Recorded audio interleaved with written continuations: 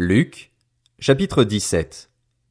Jésus dit à ses disciples: Il est inévitable qu'il y ait des pièges, mais malheur à celui qui en est responsable.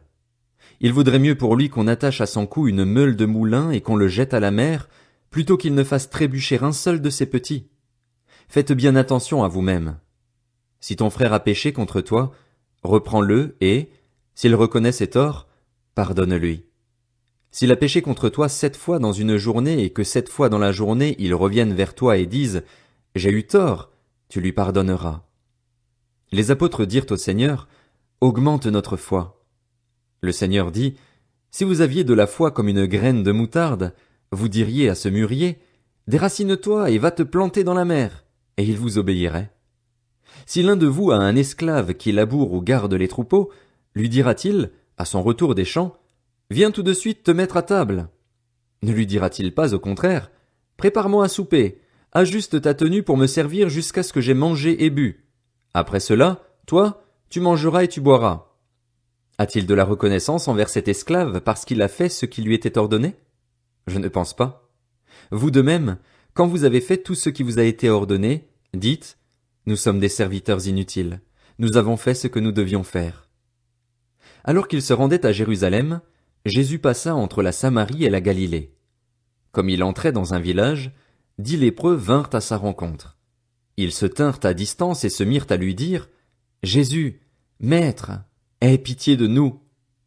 Lorsqu'il les vit, Jésus leur dit: Allez vous montrer aux prêtres. Pendant qu'ils y allaient, ils furent guéris.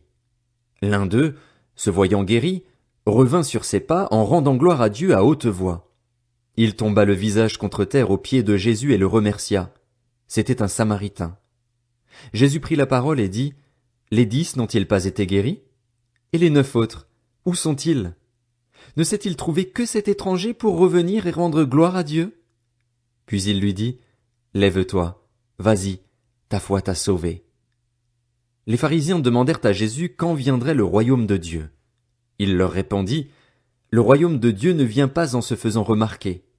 On ne dira pas: Il est ici, ou il est là. En effet, le royaume de Dieu est au milieu de vous.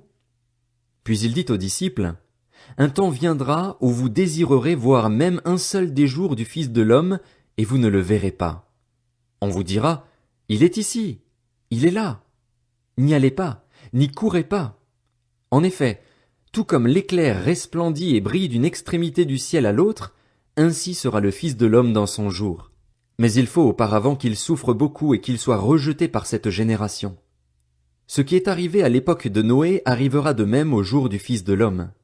Les hommes mangeaient, buvaient, se mariaient et mariaient leurs enfants, jusqu'au jour où Noé est entré dans l'arche, puis le déluge est venu et les a tous fait mourir.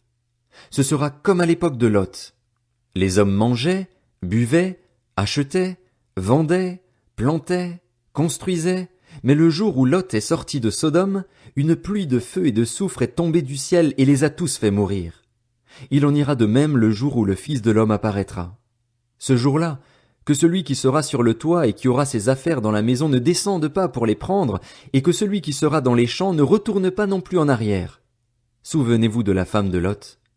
Celui qui cherchera à sauver sa vie la perdra, et celui qui la perdra la conservera. Je vous le dis, cette nuit-là, 2 personnes seront dans un même lit, l'une sera prise et l'autre laissée. 2 femmes moudront ensemble, l'une sera prise et l'autre laissée. 2 hommes seront dans un champ, l'un sera pris et l'autre laissé. Les disciples lui dirent: Où cela se passera-t-il, Seigneur? Il répondit: Là où sera le corps, là se rassembleront aussi les vautours.